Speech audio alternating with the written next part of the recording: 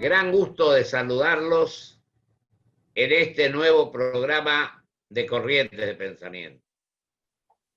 Hay tantas cosas en el mundo en este momento, diversas, parecidas, similares, y tenemos hoy con nosotros a un hombre que conoce muy bien todo lo que pasa. Un hombre al que yo respeto, tengo un profundo cariño por él, y como argentino me siento orgulloso de tener una figura de su envergadura, su conocimiento, su capacidad y su permanente estudio de los diversos temas que nos preocupan a todos. Me refiero al doctor Jorge Castro. Es un amigo, pero además es un argentino que es profesor, que estudia los temas, que fue funcionario ejemplar y muchas otras cosas. Pero vamos a hablar hoy con él. Si te parece, Jorge, te agradezco primero tu presencia. Por favor, gracias. Yo tengo que agradecer, Pocho, por esta invitación. Bueno, muy amable, Jorge. Es un placer para Corriente de Pensamiento tenerte en el programa. ¿Qué te parece si comenzamos con tu artículo de hace unos días en el diario Clarín, en el cual vos sos columnista, entre otros diarios, ¿no? Con respecto al nuevo NAFTA? El Tratado de Libre Comercio de América del Norte fue firmado por Estados Unidos, México y Canadá en 1993 y entró en ejecución el año siguiente, 1994. Lo que implicó fue un éxito histórico, ante todo, para México. Recibió en el transcurso de estos años, desde 1994 hasta el año pasado, 2019, más de 220.000 millones de dólares de inversión extranjera directa, sobre todo proveniente de la industria automotriz. México se transformó en una potencia exportadora, ante todo de productos manufacturados, especialmente de automotores, dirigidos en su totalidad, prácticamente en su totalidad, al mercado norteamericano.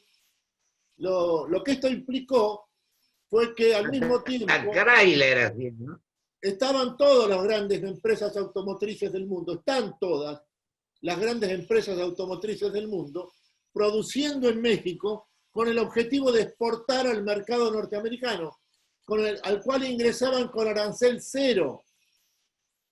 Esto fue lo que permitió una expansión extraordinaria del comercio interregional, esto es el comercio entre Estados Unidos, México y Canadá en el transcurso de estos años. Este tratado fue suplantado por un nuevo acuerdo votado por el Congreso norteamericano en el año 2018, suscrito por las tres partes, en el año 2018, y ratificado por el Congreso de Estados Unidos en noviembre del año pasado. Lo que esto implica es que está en ejecución a partir de este año un nuevo acuerdo de libre comercio de América del Norte que vincula a los Estados Unidos, la primera potencia mundial, la mayor economía del mundo, con México al sur y Canadá al norte.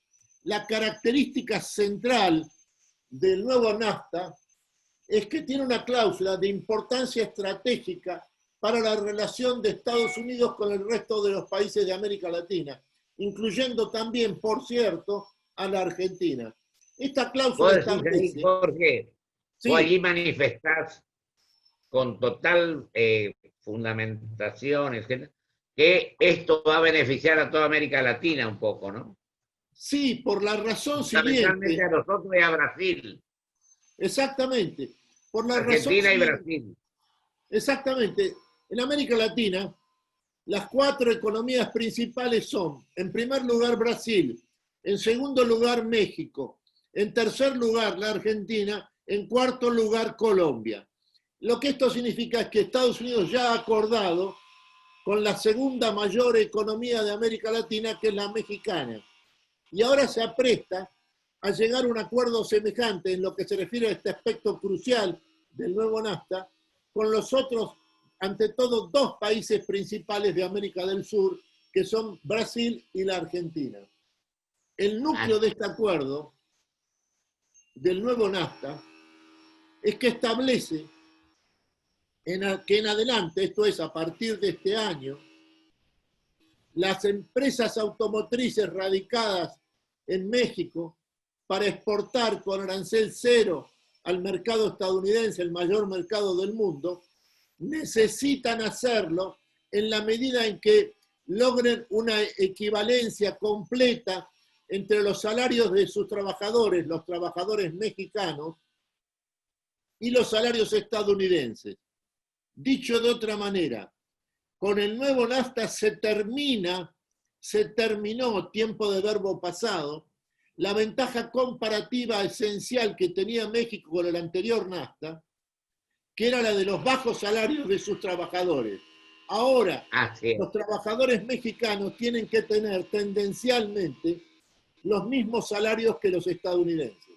Este es un cambio extraordinario, porque implica que lo fundamental de este nuevo acuerdo de libre comercio entre los países de América del Norte, Estados Unidos, México y Canadá, es este proceso de igualación de los salarios de sus trabajadores, esencialmente de igualación de los salarios de los trabajadores mexicanos con los salarios de los trabajadores estadounidenses.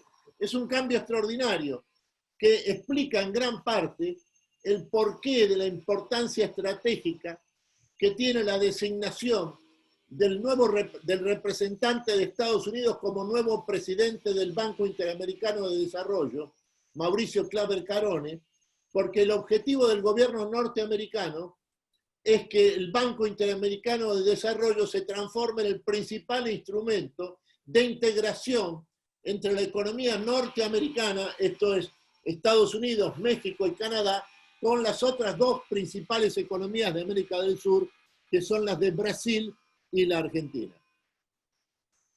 Y Argentina quería tener el presidente del Banco Interamericano de Desarrollo en 2 oportunidades o 3, pero al final va a ser nomás el candidato norteamericano, ¿no? Va a ser elegido en una reunión que va a tener lugar entre el 12 y el 13 de septiembre en Jamaica, en la cual ya tiene el candidato norteamericano, Mauricio Claver Carone, tiene 17 votos de distintos 17 países de América Latina en una organización como el Banco Interamericano de Desarrollo constituida por 27 estados. Claro, es decir que ya tiene mayoría. Así es. Y era otro el candidato anteriormente, hubo un problema y lo pusieron a él, ¿no? Bueno, pero es hay que tomar en Pusieron al cuenta actual, al que va a ser presidente del... en el Banco Interamericano de Desarrollo, el principal país aportante de capital, por cierto que de lejos es los Estados Unidos. De modo que la decisión tomada por el gobierno norteamericano de Donald Trump de nominar a Mauricio Claver Carone es en definitiva una decisión fundamental e irreversible. Me parece al mismo tiempo... Yo no me quejo del BID, Jorge. Sí. Perdón. Cuando me tocó conducir los destinos de mi provincia, sí, yo tuve una reunión con el que era presidente de Raspao, Sauma, y del BID, invitaron al almuerzo y obtuvimos un crédito para pequeños y medianos productores que se llamó FIDA-BID. Así que yo tengo que estar agradecido permanentemente a esa actitud. Absolutamente. El objetivo de Claver Carone ahora es multiplicar por 4 la capacidad de préstamo, esto es de créditos, otorgados por el Banco Interamericano de Desarrollo, utilizando al mismo tiempo el nivel de capitalización que actualmente tiene el Banco Interamericano de Desarrollo como un instrumento para atraer inversiones privadas de distintos países del mundo, principalmente de los Estados Unidos, a los países latinoamericanos sobre todo los de América del Sur, incluyendo, por cierto, en América del Norte a México. Que a México le otorga un superávit en materia general magnífico todo esto, ¿no? Absolutamente. Mirá, algunos datos que conviene tomar López en cuenta. Obrador debe estar muy contento. Absolutamente. López Obrador, Andrés López Obrador, se ha transformado en un aliado fundamental del presidente Donald Trump en México. Ha movilizado al ejército mexicano respondiendo a un pedido del presidente de Estados Unidos para impedir el ingreso de la inmigración ilegal al territorio estadounidense proveniente de los países centroamericanos. Al mismo tiempo, él ha sido uno de los elementos fundamentales que han llevado a la aprobación de parte de México del nuevo Tratado de Libre Comercio de América del Norte. En definitiva, acá lo que está en juego es el hecho de que México se ha transformado en una potencia integrante de la economía norteamericana, esto es Estados Unidos más Canadá, y potencialmente, quizá en un país de más de 110 millones de habitantes como es México, esto pueda tener un alcance potencialmente extraordinario dentro del nuevo mercado norteamericano. Jorge, Sí. Pensar que antes de que esto ocurriera, no se pensaba que López Obrador adoptaría esta posición tan definida y tan clara, ¿no? Bueno, que pero beneficia a su país. Las cosas están cambiando muy aceleradamente en el mundo de hoy. En el mundo. Sobre todo en lo que se refiere a la relación con Estados Unidos.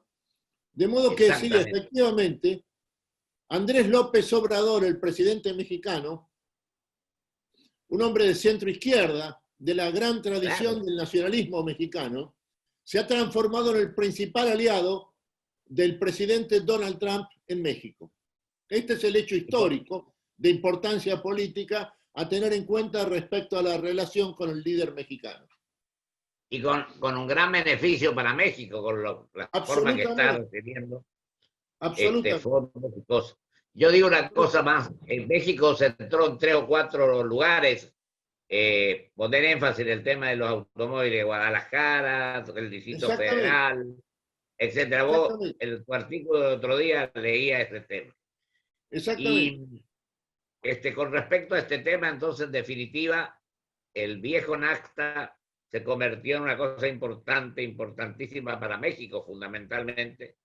Y sobre todo para los trabajadores mexicanos.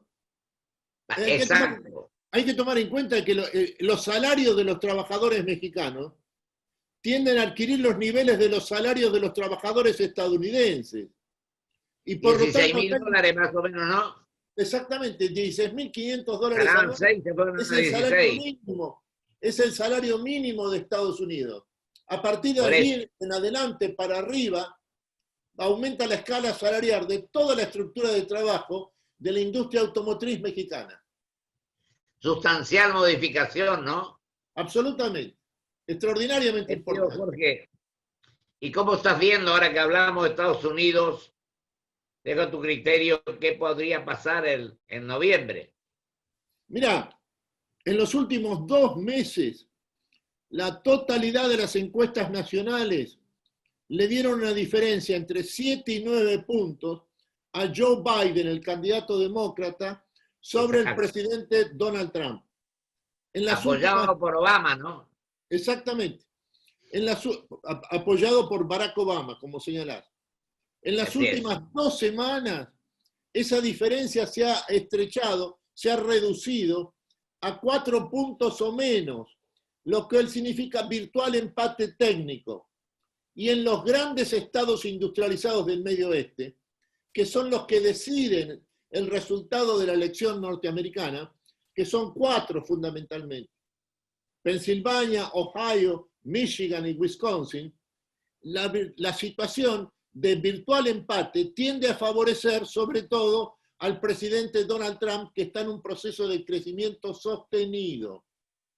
El dato estratégico... Perdón. Vos fuiste en nuestro programa, el único, una semana antes de la elección, o 2 creo, que adelantaste el triunfo de Trump la elección anterior, cuando fue electo, diremos. En el año Y ahora 2016. me parece que puede repetirse. Mira, yo creo lo siguiente. Lo que hay que advertir es cuál es la realidad del proceso político electoral norteamericano. Todo el proceso electoral norteamericano es un fenómeno absolutamente voluntario. En definitiva, lo que importa en Estados Unidos no es la opinión que tiene una encuesta determinada sobre uno de los dos candidatos en un momento específico. Lo que verdaderamente importa es cuál es el nivel de participación efectiva el día de la votación para elegir un nuevo presidente, que en este caso es el 3 de noviembre de 2020, este año. Faltan menos de 60 días.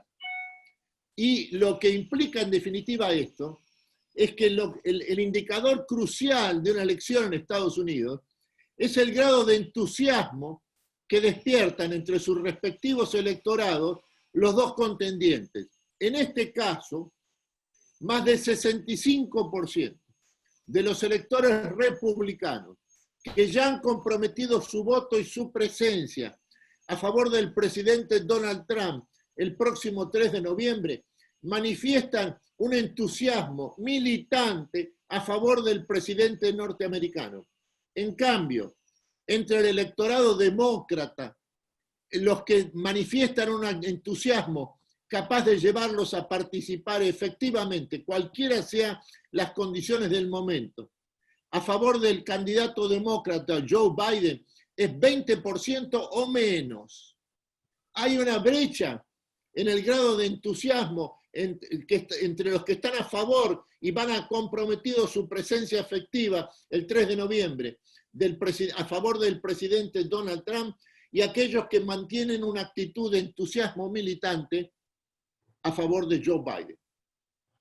Ahora lo que vos estás manifestando demuestra, primero, lo que hoy decíamos al comienzo, la ventaja que había hace un tiempo y de golpe ese 16 o 18% se reduce a 4%. Exactamente. Y sobre todo, de acuerdo a estas características, yo fui a observar la elección anterior, o fuimos varios, pero lo que quiero decir es que como están las cosas, es posible que se modifique el esquema que está hasta ahora en favor del presidente Biden, el candidato, perdón. Y que además con esto que vos decís, el entusiasmo de la gente, la actitud que se asume, si vos ves con total independencia la cuestión, es muy probable que Trump siga vigente o sea reelecto. Mira, yo descreo en general de los pronósticos, pero lo que creo absolutamente necesario es identificar las principales tendencias económicas y políticas de un momento determinado. Y acá las dos cuestiones fundamentales que deciden el voto norteamericano el próximo 3 de noviembre son, por un lado, el crecimiento económico y la capacidad de creación de empleo que tiene Estados Unidos en el momento actual. Y en segundo lugar, el problema de la ley y el orden, porque en Estados Unidos en los últimos 2 meses ha habido un crecimiento extraordinario de los saqueos y de la violencia urbana. Esto hace que el tema de la ley, restablecimiento de la ley y del orden público, se haya convertido en una cuestión absolutamente crucial ante el electorado estadounidense, en especial los independientes, para las próximas elecciones norteamericanas que van a tener lugar el 3 de noviembre de este año. Ahora, yo lo que creo que el presidente Trump lo tomó un poco prevenido fue el tema de este famoso virus, el problema del virus, que él aparentemente en principio no le llevó todo el apunte que correspondía, o creyó que zafaba fácilmente. Eso hizo que la diferencia se ensanchara. Pero ahora me parece, como vos decís, que se ha cortado enormemente la diferencia. Exactamente. Es probable ahora, que se dé un cambio, que ocurra un cambio de tendencia en las próximas 2 semanas o algo así, porque en este momento la cuestión crucial es la violencia y los saqueos en las grandes ciudades norteamericanas, como es el caso de Portland en Oregón, o la propia ciudad de Nueva York, la mayor ciudad de Estados Unidos. Estados Unidos. Jorge, y lo otro que estamos preocupados, lo del Fondo Monetario Internacional, con el cual estamos tratando, nos quedan 3 minutos, te digo esto y después dejo que vos cierres. El hecho que aparentemente el 90% dicen hasta ahora, ¿cómo crees que va a continuar este proceso para que evitemos el default y que solucionemos el problema? Porque como hablamos la vez pasada, de que evitar el default es fundamental, es como si tuviéramos el corazón sano o el corazón enfermo. Exactamente. Tiene una enorme importancia para el país que resolvamos esta cuestión. Y esto se ha logrado, y encima con una adhesión prácticamente unánime. Es el 90%, pero puede ser el 100% en un par de días. Es un éxito político para el presidente Alberto Fernández y su ministro Martín Guzmán de envergadura, y hay que reconocerlo con toda claridad. Lo fundamental es que le permite a la Argentina ser parte integrante del sistema financiero internacional en el momento en que las tasas de interés son las más bajas de la historia. La más baja de la historia.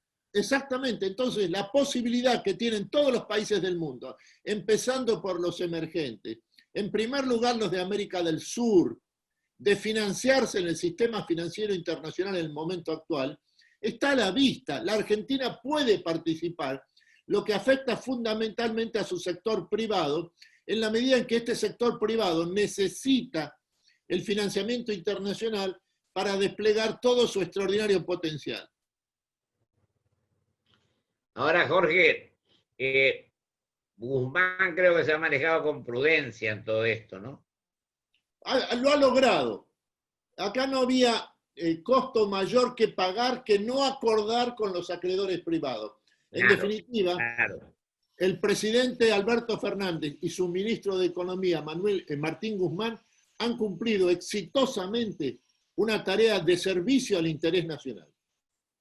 Yo coincido en eso, y te digo más, los problemas raciales allí no entraron a jugar mucho en absoluto, ¿no? Exactamente, exactamente. Te agradezco mucho, Jorge, como siempre.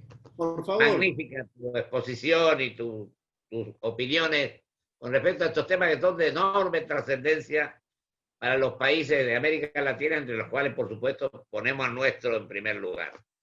Absolutamente. Te agradezco mucho. Un abrazo muy fuerte y mucha suerte. Un abrazo, Pocho. Gracias por llamarme. A vos, querido. Gracias, Jorge. Gracias. Vamos a un corte y vuelvo con mis conclusiones.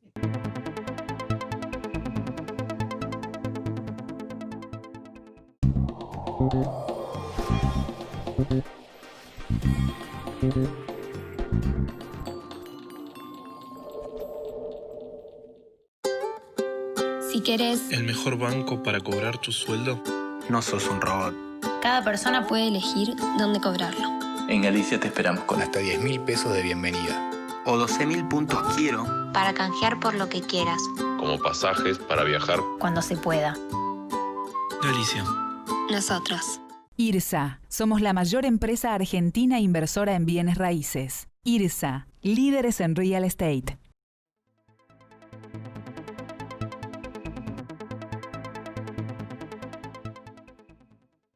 Grupo Petersen, desde 1920, construyendo el país.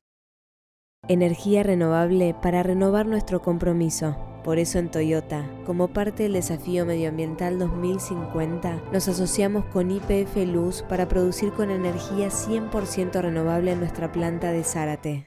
Protegete del coronavirus. Quédate en casa. Respetá el aislamiento social preventivo obligatorio. Si tenés que salir a hacer compras, mantené la distancia preventiva. Ante cualquier duda, comunicate al 147, al 107 o por WhatsApp al 11 50 50 0147. Legislatura de la Ciudad Autónoma de Buenos Aires.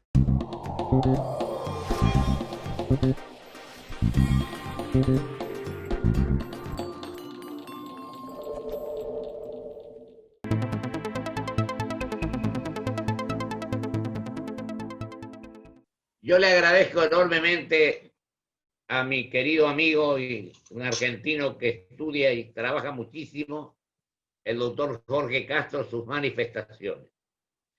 Lógicamente, cada uno emite su opinión, y yo diría en menos del minuto que tengo, que lo fundamental sería que tanto las personas que integran el oficialismo, el presidente, la señora vicepresidente, de la Cámara de Diputados, me parece bien importante que ellos encuentren soluciones a los problemas argentinos, que emitan una opinión unificada. Y por sobre todo, que la oposición también no piense solamente en cada uno de los que integran la oposición. Yo pertenezco a un partido como el autonomista que se está terminando de organizar, pero quiero decir que acá, más que pensar en cada uno de los dirigentes o cada uno de los integrantes del partido que fuere, tenemos que pensar cómo solucionamos el problema de los argentinos. Y cuando vemos el boom que fue para México, que sus obreros, su gente de trabajo, obtuviera esta cuestión en cuanto al pago de sus sueldos y salarios, nosotros también lográramos que la producción, que el ciudadano, que las relaciones exteriores, que la grandeza, que la salud, que la educación, fundamentalmente, que la lucha contra el narcotráfico, la pelea por la seguridad, que debe ser una política de Estado exclusiva y excluyente del Poder Ejecutivo, logremos entendernos los argentinos. Entendernos por encima de las pasiones, de los odios, del revanchismo, y que con profunda grandeza y conocimiento de los temas, con espíritu solidario y generoso, tomemos como bastión, como ente fundamental, que también no pensemos en candidaturas, sino en primer lugar en ponernos de acuerdo en aspectos programáticos, que son en definitiva la columna vertebral de lo que deben hacer los gobiernos. Antes que pensar en soy tal cosa, tal otra, pensemos en qué puntos nos ponemos de acuerdo como elementos fundamentales para que podamos desarrollar hechos y no palabras, acciones y no promesas. Yo creo que tenemos que saber las cosas y accionar en consecuencia, desterrando definitivamente en la mayor medida posible esta burocracia y este tratamiento de lograr posiciones que beneficien a cada uno y no al conjunto. Así que muchísimas gracias. Hasta el próximo programa, si Dios quiere.